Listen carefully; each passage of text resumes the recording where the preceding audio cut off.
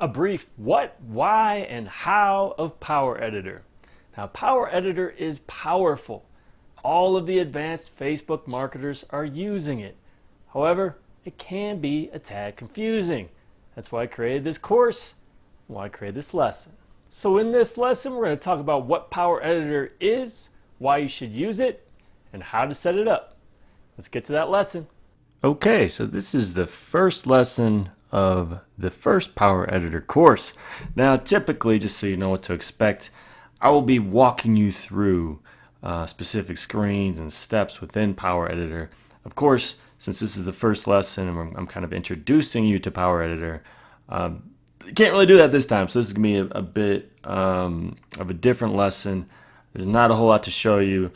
So I'm going to I'm not going to necessarily read this, but this is where this lesson is going to be my starting point here, the written lesson. So just briefly, what is Power Editor? It is a Chrome plugin that you use to manage and edit your ads. So the typical Facebook advertiser is using the ad create tool. So that's the main ad create tool, also known as a self-serve ad tool that most advertisers use, or the boost button and all that kind of stuff. That's within the main Facebook interface. This is separate. It's a Chrome plugin only. It's free, and it's really what the most advanced Facebook advertisers use. And I guess I'll tell you why now. So why should you use it? A lot of reasons. I mean, the truth is, so this is a second iteration of this course. And when I first launched it, there were a lot more reasons at the time. I'm not saying there aren't reasons now. There are absolutely reasons to use Power Editor. It's great. But at the time, there were many features that were being rolled out to Power Editor first and not to the ad create tool. That said, still, I only use Power Editor, and I strongly advise that you, for the most part, only use Power Editor. There may be a couple of exceptions, but for the most part, there's really no reason to use the ad create tool. And now, so sometimes there are still features that are rolled out to Power Editor first or to Power Editor only. Because keep in mind, Facebook wants to keep the ad create tool for the mainstream, keep advertising as simple as possible. But then with Power Editor, they want to cater to those who are creating a lot of ads and aren't going to be overwhelmed by all the options. So that's why Power Editor is there, is for people like you and me who might spend a little bit more on ads and want the coolest features available. So here are a few examples of features that, as I record this, are available within Power Editor, but not the ad create tool. So bulk ad editing. That would mean selecting multiple ads. It could be 10, it could be 20 ads, making one change, and it applies to all of them. You can do that within Power Editor.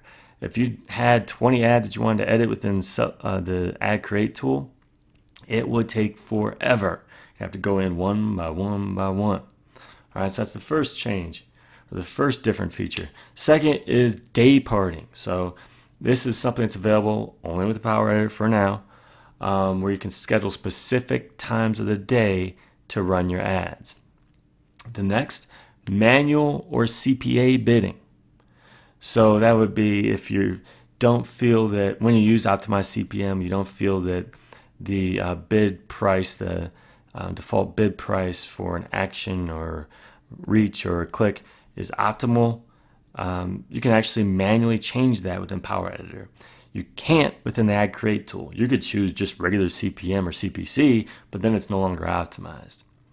The next would be conversion spec editing. This is an old feature that I used to love before Facebook came out with their new creation flow.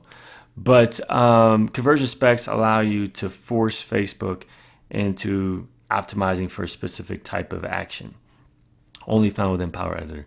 Excluding custom audiences. This seems like, why wouldn't you have that within the ad create tool? I don't know. You can target a custom audience, so that would be your email list or a UID list, people who have visited your website, people who use your app, within a mobile custom audience, etc. You can't exclude them within the main ad create tool. Lots of reasons you'd want to do that. If you're selling something, you want to exclude people who have already bought it. Or if you're promoting a post that drives people to a specific blog post, you might want to exclude those who've already read it. That's what I do. And finally, creating dark or unpublished posts. So these are posts that would not appear on your news feed, on your timeline. So you wouldn't clutter your timeline with variations or whatnot. It would be unpublished only and exist only as an ad.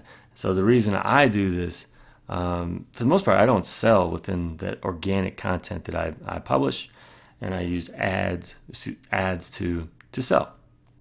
So that's the deal. I mean, Power Editor, look, it's not particularly user friendly. It has gotten way better in that department, but nothing good is easy, right?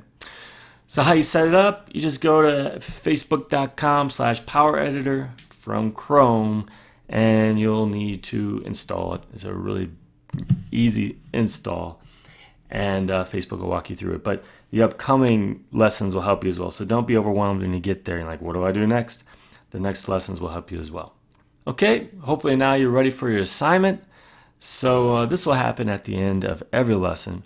I'll just give you a quick little assignment. Sometimes it may be tasks, it may be questions to see what you learned and what you know, but make sure you know these things before you move on. So number 1, what are 3 features available within Power Editor that aren't available within the main ad create tool? That could be a trick question because at the time I record this, it may be different than today as you're taking this lesson and doing this assignment.